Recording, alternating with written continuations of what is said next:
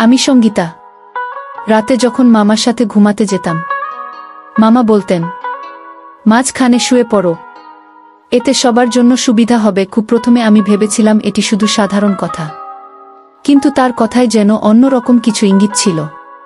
এক রাতে যখন মামি গভীর ঘুমেছিলেন এবং ঘরের পরিবেশ ছিল একদম নিস্তব্ধ, তখন আমি ঘুমের মধ্যে হঠাৎ কাঁধে কিছু অস্বাভাবিক অনুভব করলাম।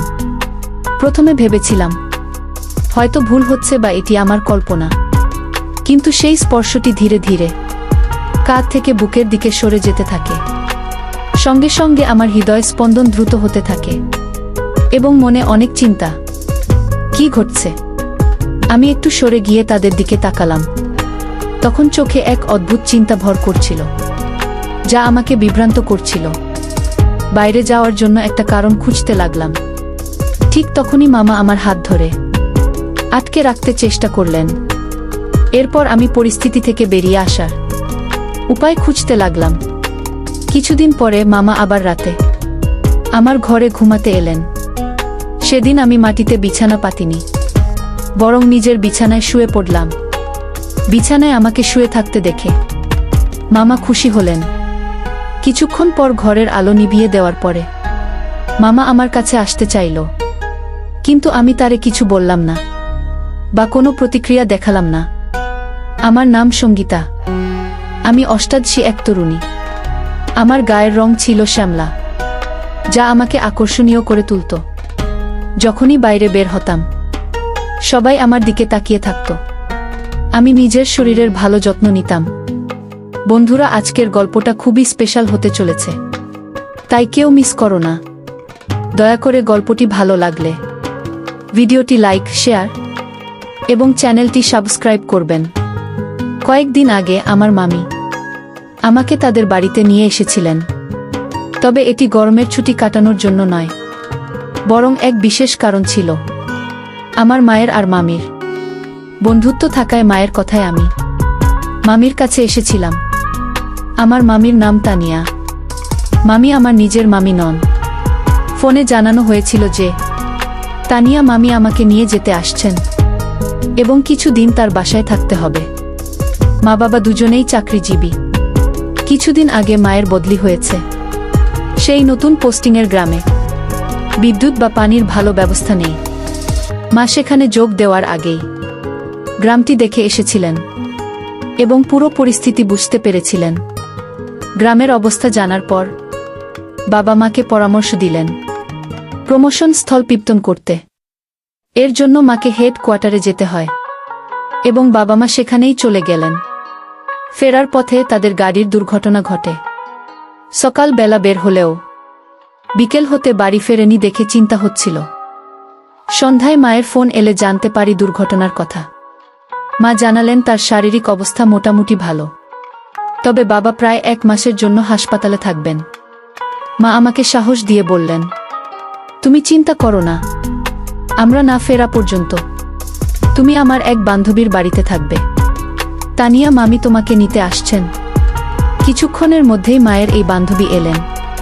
মামিকে দেখেই আমি জড়িয়ে ধরে কেঁদে ফেলি। কিছু বলতে চাইছিলাম, কিন্তু মামি সান্ত্বনা দিয়ে বললেন, তোমার মা বাবা খুব তাড়াতাড়ি ফিরে আসবেন, চিন্তা করো না। এই ছিল প্রথমবার মামির বাড়িতে আসা। ছোটবেলা থেকেই অন্যের বাড়িতে থাকতে কখনো ভালো লাগেনি, তবে এই দুর্ঘটনার পর মামির বাড়ি আমার জন্য আশ্রয়স্থল হয়ে উঠল। বাড়িতে পৌঁছে প্রথমবার মামার সঙ্গে পরিচয় হলো। তিনি আমাকে স্নেহের সঙ্গে গ্রহণ করলেন। মা বাবার দুর্ঘটনার কথা শুনে তার চোখেও জল এলো। আমাকে জড়িয়ে ধরে সান্ত্বনা দিতে লাগলেন। তিনি বললেন, তুমি এখানে নিশ্চিন্তে থাকতে পারো, কোনো কিছু দরকার হলে দ্বিধা করবে না। কথাগুলো আন্তরিক শোনালে ও পরে বুঝতে পারি যে সবকিছু হয়তো তেমন ছিল না। সে সময় আমার বয়স ছিল 18। কিছুদিন আগেই 12তম শ্রেণীর পরীক্ষা শেষ করে ছুটি কাটাচ্ছিলাম। এই দুর্ঘটনার পরে মা বাবা নিরাপদে আছেন শুনে কিছুটা স্বস্তি পেলেও মন থেকে হাসি চলে গিয়েছিল। পরের দিন সকালে টিভির সামনে বসে থাকলেও মনোযোগ ছিল না, শুধু মা বাবার কথা ভাবছিলাম। আর চোখে অশ্রু ছিল। তখন মামি এসে পাশে বসলেন, চোখের জল মুছে বললেন, এভাবে কেঁদো না, বেশি কাঁদলে মনে নেতিবাচক চিন্তা আসে। মামাও পাশে এসে বললেন, তাদের সঙ্গে দেখা হতে ও দেরি হতে পারে। এরপরও মন ম্লান দেখে মামি বললেন, তোমার মুখে হাসি ফোটানোর জন্য আমার কাছে একটা মজার পরিকল্পনা আছে। তারপর মামি আমাকে তার ঘরে নিয়ে গেলেন এবং কিছু নতুন পোশাক দেখালেন যা আমার জন্য কিনে রেখেছিলেন। একটি সুন্দর ফ্রক পরিয়ে দিলেন, যা পরে আমি নিজেকে সত্যিই খুব ভালো লাগছিল। আমার সাজসজ্জা আরও আকর্ষণীয় হয়ে উঠেছিল। এরপর মামি বললেন, আচ্ছা এবার তোমার কয়েকটা ছবি তুলি। নতুন পোশাকে নিজেকে দেখে বেশ ভালো লাগছিল। তখনই মামা বাইরে থেকে ফিরে এলেন এবং আমাকে নিয়ে গান করতে শুরু করলেন। মামা আমার হাত ধরে একটু নাচ শুরু করলেন। কিছুক্ষণ পর মামি এসে আমাদের নাচ থামিয়ে বললেন, চলো এবার ছবি তুলি। তিনি আমার অনেকগুলো ছবি তুললেন।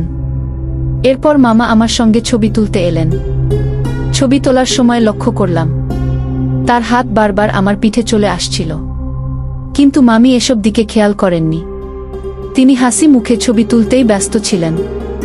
মামার এই আচরণ ক্রমশ অসহনীয় হয়ে উঠছিল। আমি তাদের বাড়িতে আসার পর থেকেই মামা আমার খুব কাছে থাকার চেষ্টা করছিলেন, যা আমার কাছে অস্বস্তিকর মনে হচ্ছিল। অবস্থা বুঝে আমি ধীরে ধীরে নিজেকে সরিয়ে আমার ঘরে চলে গেলাম। সেই রাতে মামি আমার ঘরে এসে বললেন, আজ থেকে তুমি আমার ঘরে ঘুমাবে। একা ঘরে থাকলে সারা রাত মা বাবার কথা ভেবে কাঁদবে। মামি যা বললেন তাতে আমি রাজি হয়ে গেলাম এবং তার ঘরে গিয়ে শুয়ে পড়লাম। তবে খেয়াল করলাম আমাকে মামি ও মামার মাঝে ঘুমাতে হবে। প্রথমে একটু অস্বস্তি লাগলেও মামিকে না বলতে পারলাম না। লাইট বন্ধ করার পর হঠাৎ অনুভব করলাম কেউ যেন আমার শরীরে স্পর্শ করছে। বুঝতে পারলাম এটি একজন পুরুষের হাত। তাই আমি হাতটি সরিয়ে মামিকে দেখতে দিলাম, যাতে তিনি এটি বুঝতে পারেন। মামি বুঝতে পেরেছে হাতটি আমার দিকে ছিল। তখনই তিনি আলো জ্বালালেন এবং আমাকে ঠিক করে শুইয়ে দিলেন। এরপর তিনি এসে আমার পাশে শুয়ে পড়লেন। পরদিন সকালে তৈরি হয়ে বসেছিলাম। ভাবছিলাম মামি ও মামার সঙ্গে দিন কাটানোর। এটি আমার একমাত্র সুযোগ। মামি তখন রান্নাঘরে ছিলেন। হঠাৎ তার চিৎকার শুনে আমি দ্রুত রান্নাঘরের দিকে ছুটে গেলাম এবং দেখলাম মামি পড়ে গেছেন। তার হাঁটুর উপর আঘাত লেগেছে। মনটা কেঁপে উঠল। দ্রুত তার কাছে গিয়ে জিজ্ঞেস করলাম, মামি আপনি ঠিক আছেন তো? তিনি ব্যথায় কাতরাচ্ছিলেন। মামা তৎক্ষণাৎ রান্নাঘরে এসে তাকে উঠতে সাহায্য করলেন, তবে তিনি দাঁড়াতে পারছিলেন না। মামা মামিকে দ্রুত হাসপাতালে নিয়ে গেলেন। হাসপাতালে পৌঁছানোর পর ডাক্তার চেক আপ করে জানালেন মামির হাঁটুর ফ্র্যাকচারের জন্য প্লাস্টারে করতে হবে। এই কথা শুনে আমার মন খারাপ হয়ে গেল। ভাবলাম এখন বাড়ির সব কাজ আমাকে সামলাতে হবে। প্রায় 2 ঘন্টা পর আমরা হাসপাতাল থেকে বাড়ি ফিরলাম। মামি ব্যথায় কাতর থাকলেও হাসি মুখে বললেন, তুমি চিন্তা করো না, কয়দিন পর ঠিক কমে যাবে। সেই কয়দিন রান্নার দায়িত্ব আমার উপর। রান্নাঘরে ঢোকার আগে মামি আমাকে নিজের একটি গ্রাউন পরতে দিলেন এবং আমি রান্না শুরু করলাম। প্রথমে রান্নাঘর পরিষ্কার করলাম, তারপর সবজি রান্না শুরু করলাম। সবজি রান্নায় আমি বেশ দক্ষ ছিলাম, তবে রুটি বেলতে গিয়ে কিছুটা সমস্যায় পড়লাম, কারণ রুটি বানানোর অভ্যাস ছিল না। রুটি বানানোর জন্য অনেক চেষ্টা করলাম, কিন্তু রুটিগুলো ঠিকমতো হচ্ছিল না। ঠিক তখনই মামা পিছন থেকে এসে আমাকে শক্ত করে ধরে বললেন, তুমি তো রুটি বানাতে পারছো না, আমি দেখিয়ে দিচ্ছি কিভাবে বানাতে হয়। তিনি আমার হাত ধরে রুটি বেলার চেষ্টা করতে লাগলেন, কিন্তু আমি বুঝতে পারছিলাম তার শেখানোর অজুহাতে অন্য উদ্দেশ্য ছিল। বারবার তার শরীর আমার কাছাকাছি চলে আসছিল এবং আমাকে অন্যভাবে স্পর্শ করার চেষ্টা করছিলেন। তার এই মনোভাব বুঝতে পেরে সাথে সাথে আমি নিজেকে সরিয়ে নিলাম এবং বললাম, মামা দরকার নেই, আমি নিজেই বানিয়ে নেব। আর যদি এতে অসুবিধা হয় তবে কোনো কাজের লোক রেখে দিন। আমার কথায় তিনি অপ্রস্তুত হয়ে রান্নাঘর ছেড়ে চলে গেলেন। পরে রাতে মামি আমার বানানো অসম্পূর্ণ রুটিগুলো খেয়ে নিলেন এবং আমাকে বললেন, তুমি ভালো করেছ মা। সেই রাতে শোবার আগে মামা বলল, মামির রুমে ঘুমাতে যাচ্ছ না? আমি তাকে জানালাম, না মামা, আজ আমি আসতে পারবো না। মামির পায়ে ব্যথা রয়েছে। আমার অবচেতনা মনে যদি তার পায়ে লাগিয়ে দিই তবে তিনি কষ্ট পাবেন, সেটা আমি চাই না। মামা বললেন, ঠিকই বলেছ, আমারও এরকম অভ্যাস আছে। যদি আমার হাত পা ভুল করে তানিয়ার প্লাস্টারের উপর পড়ে তাহলে তাকেও ব্যথা লাগতে পারে। একটি কাজ করি, আমি আমার কম্বল নিয়ে তোমার ঘরে শুয়ে পড়ি, তাহলে তোমার মামিও শান্তিতে ঘুমাতে পারবে। আমি কিছু বলার সুযোগ পেলাম না, কারণ বাড়ি তো তারই ছিল। কিছুক্ষণ পরে তার কম্বল নিয়ে আমার ঘরে এলেন। তখন আমি বললাম, মামা, আমার মায়ের সঙ্গে একটু কথা বলতে চাই, ফোনটা একটু দিতে পারবেন? মামা বললেন, কাল সকালে কথা বলিয়ে দেব। আমি মায়ের খোঁজখবর জানতে চেয়েছিলাম। তখন মামা জানালেন যে বাবা মা দুজনেই ভালো আছেন। বাড়ি থেকে বেরোনোর সময় মোবাইল আনতে ভুলে গিয়েছিলাম, তাই মামার কাছ থেকে প্রায় তাদের খবর জানতে চাইতাম। একের পর এক প্রশ্ন করতে থাকায় মামা এক সময় মুখ ফিরিয়ে শুয়ে পড়লেন। আমার মামার উপর খুব একটা ভরসা ছিল না, তাই আমি নিজের বিছানা মাটিতে পেতে সেখানে কিছু দিন ঘুমালাম। মামির বাড়িতে আসার পর কয়েকটি দিন পেরিয়ে গেছে। পায়ে প্লাস্টার থাকায় তিনি স্নান করতে ও অসুবিধায় পড়ছিলেন। একদিন মামি বললেন, এভাবে স্নান না করে বসে থাকাটা আমার ভালো লাগছে না, তুমি কি আমাকে ভিজে কাপড় দিয়ে পরিষ্কার করে দিতে পারবে? আমি সঙ্গে সঙ্গে রাজি হয়ে গেলাম। মামির জন্য ডেটল মিশ্রিত কুসুম গরম জল এবং তুলো কাপড় নিয়ে এলাম। তারপর তার মুখ পরিষ্কার করতে শুরু করলাম। কিছুক্ষণ পর মামা ঘরে এলেন। আমি তখন মামির পার কাছাকাছি পরিষ্কার করছিলাম। আমাকে এভাবে পরিষ্কার করতে দেখে মামা বললেন, এভাবে না, আমি তোমাকে শিখিয়ে দিচ্ছি কিভাবে পরিষ্কার করতে হয়। এই বলে মামা আমাকে ঘরের বাইরে নিয়ে গেলেন এবং পরিষ্কারের পদ্ধতি শেখাতে লাগলেন। মামার আচরণে কিছুটা অস্বস্তি লাগছিল, তাই দ্রুত নিজেকে দূরে সরিয়ে নিলাম। এরপর বিকেলে মামা ঘুম থেকে উঠলে আমি তাকে চা দিয়ে এলাম। তখন আমি তাকে আমার মা বাবার ব্যাপারে জিজ্ঞেস করলাম এবং বললাম যে আমার তাদের সাথে কথা বলতে ইচ্ছে করছে। মামা বললেন, তোমার মায়ের সাথে আমার কথা হয়েছে। মা বাবা দুজনেই ভালো আছেন এবং কয়েক দিনের মধ্যেই বাড়ি ফিরে আসবেন। কি মামার কথা আমি বিশ্বাস করতে চেষ্টা করলাম, কিন্তু দিন দিন মনে হচ্ছিল যেন আমি ওই বাড়িতে আটকা পড়ে আছি। একদিন বাড়ির দেয়ালে ঝোলানো ক্যালেন্ডারের দিকে চোখ পড়ল। ক্যালেন্ডারটি দেখতে গিয়ে আমি হতভম্ব হয়ে গেলাম, কারণ ঘরের দেয়ালে ঝুলানো ক্যালেন্ডারটি 1 বছরের পুরনো ছিল। আমি দ্রুত ঘর থেকে বেরিয়ে এলাম। বাইরে এসে চারপাশে তাকাতেই দেখতে পেলাম আশপাশের সব ঘর বন্ধ। একমাত্র মামির বাড়িতেই মানুষজন ছিলেন। এই বাড়িতে আসার পর কতদিন হয়ে গেছে তা ঠিক মনে করতে পারছিলাম না। মা বাবার কথা জিজ্ঞেস করলে মামা সব সময় একই উত্তর দিতেন, ওরা ভালো আছে, খুব শিগগিরই ফিরে আসবে। কিন্তু এখন সত্যটা জানতে খুব ইচ্ছে হচ্ছিল।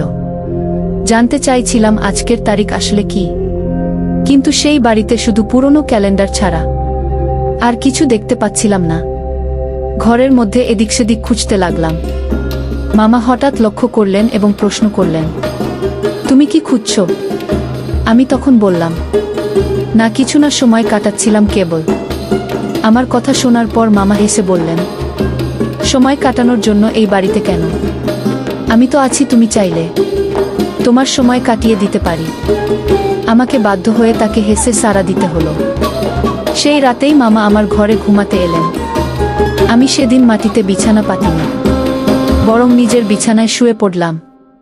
বিছানায় আমাকে শুয়ে থাকতে দেখে মামা বেশ খুশি হলেন কিছুক্ষণ পর ঘরের আলো নিভিয়ে দেওয়ার পর তার অভ্যাস মতো তার হাত আমার গায়ে এসে পড়ল। এবার আমি কোনো কথা বললাম না বা কোনো প্রতিক্রিয়া দেখালাম না। ধীরে ধীরে মামার নাক ডাকার আওয়াজ শুনতে পেলাম। তখন তার হাত আস্তে করে সরিয়ে দিলাম। মামার হাত সরিয়ে আমি বিছানা থেকে উঠে তার ফোনটি হাতে নিলাম। ফোনের তারিখ দেখে আমি হতবাক হয়ে গেলাম, কারণ যত দিন এই বলে মনে করছিলাম, বাস্তবে তার চেয়ে অনেক বেশি সময় পেরিয়ে গেছে। মামির বাড়িতে আমার থাকা ইতিমধ্যে 3 মাসেরও বেশি হয়ে গেছে। ফোনটি দেখতে গিয়ে হঠাৎ আমার কাঁধে মামার হাত পড়ল। তখন বুঝলাম যে তার ঘুম ভেঙে গেছে। দ্রুত আমি অজ্ঞান হওয়ার ভান করলাম, যেন তিনি ভাবেন যে আমি কিছুই জানি না। মামা আমাকে তুলে বিছানায় শুইয়ে দিলেন। কিছুক্ষণ পর তিনি মামিকে ডেকে নিয়ে এলেন এবং তারা কথাবার্তা শুরু করলেন। তাদের কথাবার্তা শুনে বুঝলাম যে প্রতি 5 দিন অন্তর মামা মামি আমাকে কোনো ইনজেকশন দিচ্ছেন, যেটা আমার অজান্তেই ঘটছে।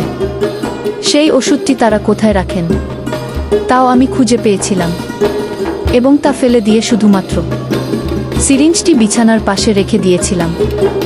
মামা জানতেন না যে আমি ওষুধটি সরিয়ে দিয়েছি এবং ভাবছিলেন যে আমি অচেতন হয়ে পড়েছি। সেদিন মামা মামিকে বলছিলেন, এতদিনের প্রচেষ্টা সফল হতে চলেছে। আগামী 3 দিনের মধ্যেই তাদের পরিকল্পনা সম্পূর্ণ হবে। মামা খুশি হয়ে বলছিলেন, এবার আমরা বড় অঙ্কের টাকার মালিক হব। যখন তার চোখ খুলবে তখন সে থাকবে দূরের দেশে। এই মেয়েটি আমাদের এমন এক সুযোগ এনে দেবে যা আমরা কল্পনাও করিনি। আমাকে এমন একটি ইনজেকশন দিচ্ছিলেন যা আমাকে দীর্ঘ সময়ের জন্য অচেতন রাখত। ফলে আমার কাছে সময়ের হিসাব সম্পূর্ণ অস্পষ্ট হয়ে গিয়েছিল। আসলে তানিয়া মামি আদৌ আমার মায়ের কোনো বন্ধু ছিলেন না। তিনি একটি নারী পাচার চক্রের সদস্য ছিলেন এবং মামাও সেই দলের একজন সক্রিয় সদস্য ছিলেন। আমার মায়ের দুর্ঘটনার পর থেকেই তারা আমাদের এলাকার উপর নজর রেখেছিল। যেদিন আমি বাড়িতে একা ছিলাম সেদিনই তারা সুযোগ নেয়, এবং সেই সুযোগেই তানিয়া মামি সেজে আমাকে নিয়ে আসেন। এর আগে কখনো আমার মায়ের কোনো বন্ধুকে দেখিনি বলে বুঝতে পারলাম যে আমি এমন কিছু মানুষের মাঝে আটকে আছি যাদের পরিকল্পনা ভয়ঙ্কর। কিছুক্ষণ পর তাদের কথাবার্তা শেষ হলে মামা আমার পাশে এসে শুয়ে পড়লেন। তার বিদ্যুতের বিল থেকে বোঝা যাচ্ছিল যে আমার সঙ্গে ক্ষতি করার মতো কোনো অবস্থায় নেই। এটা বুঝে আমি কিছুটা স্বস্তি পেলাম এবং সেদিন রাতে শান্ত থেকে তার পাশে শুয়ে রইলাম। পরের দিন সকালে আমার জন্য মুক্তির দিন ছিল। ঘুম ভাঙল দরজায় কলিং বেলের শব্দে। দরজার সামনে দাঁড়িয়ে দেখি আমার মা, বাবা এবং পুলিশ। প্রযুক্তিতে দক্ষ হওয়ার সুবাদে এবং বুদ্ধি কাজে লাগিয়ে আমি মায়ের ফোন নম্বর মুখস্থ করেছিলাম। সুযোগ পেয়ে মামার ফোন হাতে নিয়ে মায়ের নম্বর সেভ করি এবং আমার অবস্থান সহ সব তথ্য তাকে পাঠিয়ে দিই। মা সেই বার্তা পেয়ে পুলিশ নিয়ে আমাকে খুঁজে বের করেন। আমাকে প্রায় 400 কিলোমিটার দূরে লুকিয়ে রাখা হয়েছিল। তাদের পরিকল্পনা ছিল আমাকে বিদেশে পাচার করে প্রচুর অর্থ লাভ করা। সৌভাগ্যবশত আমি সঠিক সময়ে সেই ভয়ঙ্কর পরিস্থিতি থেকে মুক্তি পেতে সক্ষম হয়েছিলাম। এই গল্পের কেন্দ্রবিন্দুতে সঙ্গীতা নামে একটি মেয়ে, যে তার বাবা মায়ের সঙ্গে দুর্ঘটনার পর তানিয়া মামির বাড়িতে থাকতে বাধ্য হয়। গল্পটি আমাদের জীবনের জন্য শিক্ষণীয়, যা সংকটের সময়ে সাহস ও শক্তি যোগায়। গল্পের শুরুতে সঙ্গীতা তার বাবা মায়ের দুর্ঘটনার খবরে হতাশ হলেও সে বুঝতে পারে যে জীবনে বাধা আসবে এবং সেগুলোকে জয় করতে হবে। গল্পের মাঝপথে সঙ্গীতা তার মামার অদ্ভুত আচরণে সচেতন হয়। এই অভিজ্ঞতা আমাদের শেখায় যে অন্ধভাবে কাউকে বিশ্বাস করার আগে সতর্ক হওয়া জরুরি। সঙ্গীতা নিজের সম্মান বজায় রাখে এবং সাহসী ভূমিকা পালন করে। গল্পটি সঙ্গীতার সংগ্রাম এবং সাহসিকতাকে উদযাপন করে। এতে আমাদের শেখানো হয় জীবনের প্রতিটি চ্যালেঞ্জের মোকাবিলা করতে এবং সব সময় ইতিবাচক করবে। বন্ধুরা, যদি এই গল্পটি ভালো লেগে থাকে তাহলে দয়া করে ভিডিওটি লাইক করুন এবং আমাদের চ্যানেলটি সাবস্ক্রাইব করুন। পাশে থাকা বেল আইকনটি প্রেস করুন যাতে করে আমরা যখনই নতুন ভিডিও আপলোড করি তার নোটিফিকেশন সবার আগে আপনার কাছে পৌঁছে যায়। ধন্যবাদ। দেখা হবে আমাদের পরবর্তী ভিডিওতে।